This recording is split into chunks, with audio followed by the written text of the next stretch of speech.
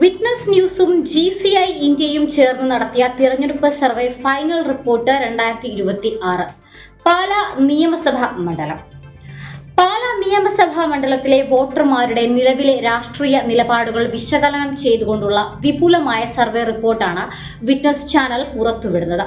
Survey വിവരങ്ങൾ ഇങ്ങനെ: ആകെ സാമ്പിൾ സൈസ് 2750, പ്രതികരിച്ചവർ 2100, നിശബ്ദ വോട്ടർമാർ 650. പാലാ നിയോജക മണ്ഡലത്തിലെ 11 പഞ്ചായത്തുകളിലായി റാൻഡം സാമ്പിളിംഗ് രീതിയാണ് ഈ സർവേക്കായി ഉപയോഗിച്ചത്.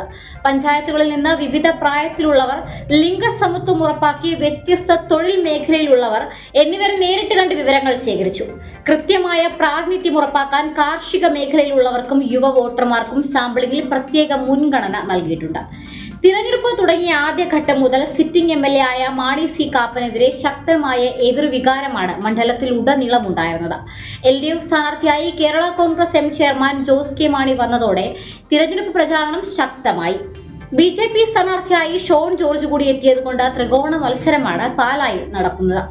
7 വർഷമായി MLA ആയിരുന്ന കാപ്പൻ കഴിഞ്ഞ വർഷങ്ങളിൽ മണ്ഡലത്തിൽ യാതൊരു വികസനവും നടത്തിയില്ല എന്ന പ്രചാരണം കണക്കുകൾ നിരത്തി LDF മുന്നോട്ട് വെച്ചത് കാപ്പനെതിരെ ചിന്തിക്കുവാൻ സാധാരണ വോട്ടർമാരെ പ്രേരിപ്പിച്ച ഘടകമാണ്. പോസ്റ്റർ, ഫ്ലെക്സ് ഉൾപ്പെടെയുള്ള പരസ്യ പ്രചാരണങ്ങളിൽ 3 മുന്നണിയും ഒരേപോലെയാണെന്ന് പറയാം. അടുത്തത് വോട്ട് ഷിഫ്റ്റ് അവലോകനം. കഴിഞ്ഞ തവണ 16,000 വോട്ടിനായിരുന്നു LDF സ്ഥാനാർത്ഥി പരാജയപ്പെട്ടത്. ഈ പോളിംഗിൽ യുവാക്കളെ ആകർഷിക്കാൻ ജോസ് കെ മാണിക്ക് സാധിച്ചിട്ടുണ്ട്.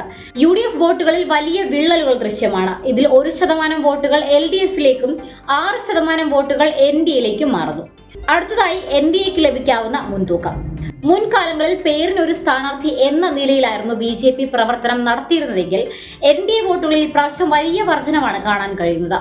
UDFിൽ നിന്ന് നല്ലൊരു ഭാഗം വോട്ട് NDAയിൽ എത്തുമെന്ന് സർവേയിൽ വ്യക്തമാണ്. അന്തിമ വോട്ട് വിഹിതം, നിശബ്ദ വോട്ടർമാരുടെ നിലപാടുകൾ ഉൾപ്പെടെ LDF 36%, UDF 31%, NDA 30%, മറ്റുള്ളവർ 1%.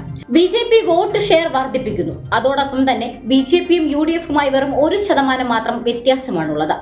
BJP പിടിക്കുന്ന വോട്ടുകളിൽ കോൺഗ്രസ് വോട്ടുകളും അതോടൊപ്പം തന്നെ LDF വോട്ടുകളും ഉണ്ടെന്നുള്ളതും അത്ഭുതാവഹമാണ്.